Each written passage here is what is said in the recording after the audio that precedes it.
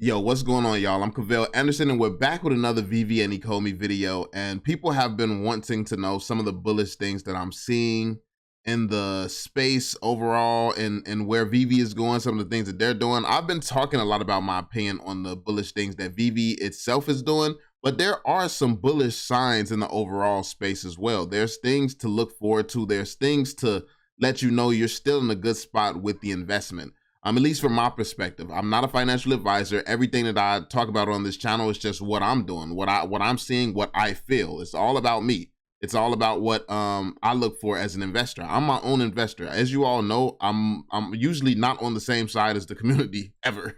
I'm usually on my own side because that's what I care about. At the end of the day, if I'm going to make a decision financially, it has to be a decision that I'm okay with, because win or loss, it's only on me. I don't have a victim mentality. I'm not gonna blame anyone else for, oh, he got me excited. Like, I'm not that type of person. Like, I feel like if you're gonna make it, if you're gonna really become successful, you have to take accountability for the things that you do. And that's why I look for the things that I can believe in and get behind. So that being said, I wanted to show you all a video that had actually just came out not long ago. We're not gonna watch the full thing, but I just want you all to see the sentiment out here in the space overall when it comes to what VeVe is trying to accomplish. And it actually gave me a thought.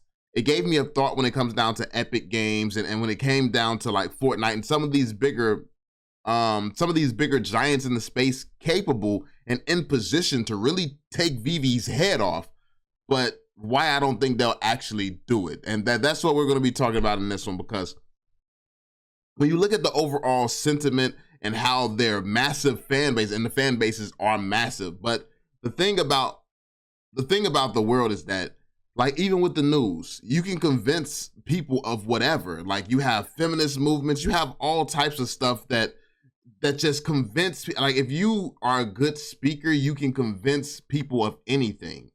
And that's the thing. And if you have enough news outlets under your control, you can convince people of anything.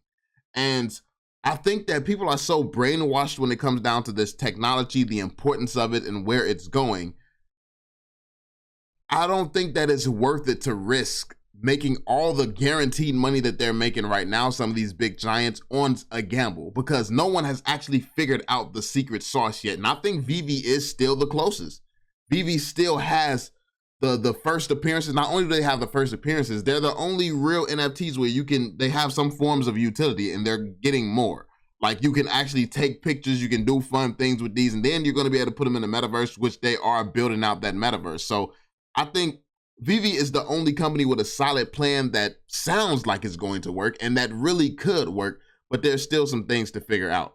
Like, I believe that there has to be monetization. Like, you got to be able to make money with these things. And how is something like, how do you make the VeVe metaverse experience? How do you make games and stuff there that you're gonna probably have to pay for when there's so many good free games now? Most games are free, but I think that that's a problem, but it has solutions. Like, that's the thing. Like, when people speak on VeVe, when people speak on the state of things and how, oh, VeVe is going to fail compared to Fortnite because you can do this for free on Fortnite, you can do this for free on Roblox, and that's I've thought some of the same things, but what I'm starting to realize is that that's just a problem. Every problem has a solution. So the same way that these games are monetizing, what's stopping VeVe from being able to do that? Now, things like renting out collectibles, okay, but it's like, I feel like there's solutions, and there may be solutions that we don't see right now because the space is not fully developed. We don't have all the technologies we're gonna have. We don't have all the answers right now, and that's okay. But I think the reason that we're so behind when it comes down to the thinking is because these are not conversations we actually have in the community. Anytime someone hears something scary or something that could impact their investment, everybody gets so emotionally uptight, and you just start attacking the people who's trying to have the conversations, where it's like, let's really think this through. Let's really understand how we're going to make our money. Why would people invest in VeVe, and why would people pay to rent these assets in the metaverse when they can just go and play Fortnite for free? Like, no, we can't have conversations like this because people are, too uptight. I feel like a lot of people are too uptight. A lot of people don't want to partake in the conversations because it's like, oh, their money's on the line. And it's just so much bad investing practices where people are over leveraged and overexposed to the point where you can't have genuine discussion. But it is bullish to me because I don't believe these bigger giants are going to be making any types of moves because you need a test dummy. Like at the end of the day, they have the money where they could get what VeVe wants, what VeVe dreams of doing. These companies could get it done within months. And that's the thing. I think that VeVe is going to have the time that it needs to do what it needs to do because these companies are not just going to put that type of capital and stuff behind it when it could just lead to a media rainstorm of just shit. It could go very, very bad for these big companies. So you need a test dummy out here to test the waters, become successful, and then they could just come in and try to copy them and do the same thing. And I'm more so confident that that is going to be what happens more so than one of these big giants coming over and just completely dominating the space. I think that the companies like Epic who are capable of taking down VeVe, I believe that they're going to wait it out and see something like VeVe actually become successful. So when it comes down to just this space, I don't see anybody really coming close to VeVe.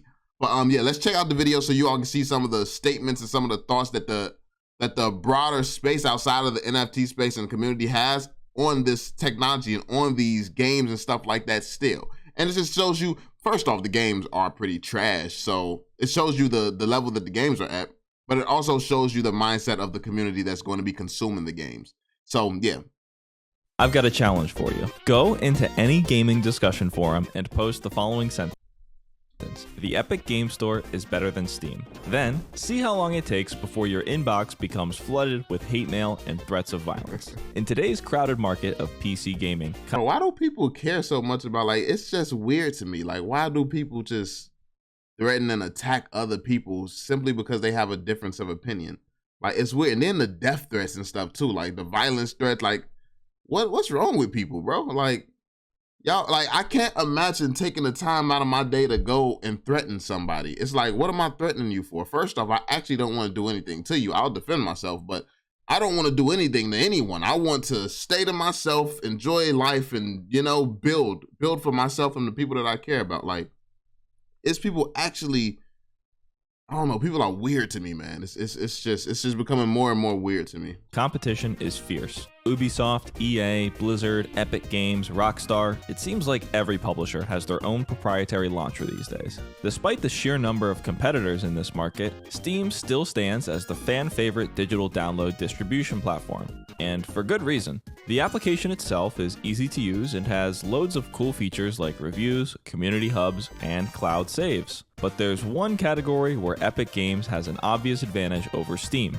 NFT and crypto games. Steam outright banned all crypto and blockchain games from their platform a while back, citing reasons such as prevalence of scams, volatility of crypto, and the inability for Valve to provide refunds or support for items purchased using crypto. While this move may have caused outrage amongst crypto bros, gamers worldwide would soon rejoice, as the only thing that they hate more than crypto is a day one DLC. You see, crypto games have a bit of a reputation for being some of the laziest, overpriced, uninspired, and all-around worst games ever created. But in an attempt to set themselves apart from Steam, Epic recently announced that they would be adding 20 crypto and blockchain games to the platform to pave the way for new and innovative gameplay experiences. So, is this the final nail in the coffin for Steam? Are they really missing out on the future of gaming by banning all blockchain games? Well, only one way to find out. I think they'll be missing out at some point, but I think that they're gonna do like what I was saying. It's gonna be a test dummy. Like, Steam is number one. Epic Games is the test dummy. If it works out for Epic Games, what's gonna stop Steam from going back on what they said and just implementing it? I don't think that it's worth the risk right now of pissing off their current user base who loves Steam by making a move like this right now. Let somebody else test it. Let people start loving it there. And then the giant comes and throw it in later. And you're good. Like, you already have the market share. You already have the people there. You can make these changes at any time. And that's the benefit of being on top. You can let other people do the test dummying for you. You can let other people take the hits, take those initial hits and test all the, you know, see what's going to be coming at you from making certain decisions. So, yeah. Searching for the keyword NFT in the Epic Game Store brings us to the comprehensive list of all blockchain games on the platform. A lot of these are marked as coming soon, but there's about a dozen that we can play today. Interestingly, each one of these games comes with a lengthy disclaimer regarding the risks of using crypto. This is a blockchain/NFT game. Please be advised. Before purchasing any cryptocurrency or digital assets, players should do their own research. Player purchases through third-party marketplaces are made at their own risk, and Epic Games does not encourage the purchase or sale of any cryptocurrency or digital asset. Additionally, all of these games are... That's a weird disclaimer. So they put it into their store and say, listen, we're not saying that you should buy this, but we'll just put it in the store. Like that's a weird statement to make. That's like a Walmart putting, this chocolate, this candy, listen, you can buy it, but if you disclaimer, we're not saying you should buy it. It could be a health risk, but you can buy it. It's just it's kind of weird. That feels weird to me. You don't see that. Nobody does that. Even if you know too much of things are unhealthy for you, they don't put disclaimers like that in stores. It's weird. Are ESRB rated adults only for cash prizes. In my 25 years of gaming, I've actually never played a game with an AO rating, so this almost feels illegal. I wonder if they'll ask me to upload my ID to verify my age, because we wouldn't want kids participating in unregulated gambling, would we? Regardless, I've chosen the following 3 crypto games to play today: Dino Dash, Polygod, and Striker Manager 3. Dino Dash is a fast-paced hover racer that will put your skills of racing and reaction time to the test. See if you have what it takes to win. There's no trailer for the game, but judging by the screenshots, perhaps a better title might be My First Unreal Engine Game. The blockchain warning for this game reads, "The integration of blockchain brings key utilities to the Dino Dash product, enhancing its values and offering unique advantages to the players. By leveraging NFTs, Dino Dash ensures that players have true ownership and control over most of their in-game assets. Each Dino NFT is uniquely owned by a player, empowering them to freely transfer, trade, or sell their digital collectibles without any restrictions. This utility allows players to build a valuable collection and have full control over their assets, fostering a sense of ownership and investment in the game. Of course, none of this matters if the game sucks. Who cares if they're the rightful owner of a limited edition one-of-one steaming turd? It's still a piece of shit at the end of the day." While this one down... Yeah, that was funny. Oh shit. Okay. So yeah, they flexing the ownership. And I don't think gamers care about ownership. Matter of fact, I know gamers don't care about ownership at all. And that's the thing. That this is why we're so early. This is why I think that there's so much potential here still. We're so early because people are still talking about, oh, you have ownership. They're marketing the wrong things. They're not even marketing NFTs properly. No one cares about the fact that you can have ownership. The only people who care about ownership is people using this stuff as an investment. People trying to make money, people trying to profit. Oh, you know what? Owning these things makes sense. Gamers actually want the benefits of having ownership. So you shouldn't be marketing the fact that you have ownership. You should be marketing the fact that, oh, you can take this off of the game itself and go sell it somewhere else and get your money back that you spent. That's what a gamer cares about. A gamer and a lot of gamers may not even care about that. They don't care about getting their money back. They play games to spend their money on games and don't expect anything in return. But you have a greater chance marketing NFTs if you start to market the fact that, oh, if you buy something in the game, you can sell that back and then use that same money to buy something different if you get tired of it. Or you can just keep putting your money in the same old school way, but just know the added ability for you to sell some of this stuff back and get some money back so you can, now make some purchases. That option is available on this game. That is what people care about. People don't care about, oh, it's an NFT, this technology. No one wants to hear the technology talk. What is the benefits of this game? And that's what people are not selling right now. They're doing it so wrong, focusing on the NFT aspect. The word needs to be removed and the benefits needs to be put to the forefront. And once companies start to do that, that's when we're going to see these major changes. I don't think anyone should be using the term NFT. It doesn't make sense. That's like I don't know. It's like you're using a buzzword that just doesn't matter. You're using a buzzword that doesn't matter. That's the best way to explain it. You're using a buzzword that don't matter. No one cares about that buzzword. What can we do? What can we do on your game that's different and unique? You can buy assets on this game. You can buy your favorite characters on this game, and then you can take those characters elsewhere. Take them into other worlds, other metaverses, have other experiences with them. That's what you can do. You can use it as a collector's item and put them into different showrooms. Like, you can take this thing that you buy here and take it everywhere with you. And that's what gamers care about. That's what's going to get the mass market interested. Not the fact that it's an NFT or the fact that you can own it. Like, you saying you can own something, what does that mean? All the people are going to say this is a digital picture. I don't care that I own it. That's like those people who buy stars in space. So technically you own a star. The fuck would most people want to do with that? Like, in my opinion, you just got way too much money. You doing shit like that. Like, you have a star. Congrats. So, like, that's even less utility than this though. But I mean, yeah, no. Look at some of the other. Oh, what? It's already done. Wait, this is only 1.5 gigabytes? Now, that's pretty small for an Unreal Engine game, but maybe they just have some really efficient assets. Oh well, let's give the game a try. Okay. Now what? Nothing's happening. The game is just stuck on the splash screen.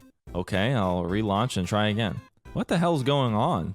When I try and type in my username, nothing happens. This pop-up window here is completely frozen. Nothing I did seemed to make it work, but I happened to click over onto my second monitor to check a Discord message while trying to log in, and when I clicked back over to Dino Dash, all the characters that I had entered finally appeared. So it seems that something is seriously wrong with this login screen, and the only way to get it to work is by minimizing the game after every click and key press, otherwise your keystrokes don't register. Already off to a great start. After conquering the first challenge of Dino Dash, we finally reached the main menu. Let's see what graphic settings we have available before playing the game. Oh, it looks like they haven't added that feature. They also haven't added the store or character select either. Everything is coming soon. Well, except for the NFTs. Those are always for sale. Alright, well, let's hope that maybe they finished the gameplay at least. Those are always for sale. I'd rather play Mario Kart. I mean, this game looks horrible. I'd definitely rather play Mario Kart. Like, who's paying for this when you can play games like Mario Kart? Like, it does. I get the point. And this is what you have to understand. The gaming community is not wrong for looking at this type of games and this type of experience and stuff the way that they're looking at it. Everyone's not in this for profit. People are in this for experience. And I think that that's what VeVe is going to win at, because they're focused on building the great experience. But they just have to do it in the right way, learn how to market it in the right way, because I think that a lot of companies, most companies, all companies I've seen struggle with marketing. They don't understand how to connect with the actual people. What is a gamer looking for? Like, using the term NFTs and stuff like that, that's a new move. And it's something that's common sense if you understand the space in the slightest. If you understand gaming, if you understand everything, you would not be marketing in that way. You know, I don't even know if I can put my finger on what is worth charging for at this point in time. I don't think that I really know. So yeah, it's just something that needs to be talked about and really thought through a little bit deeper.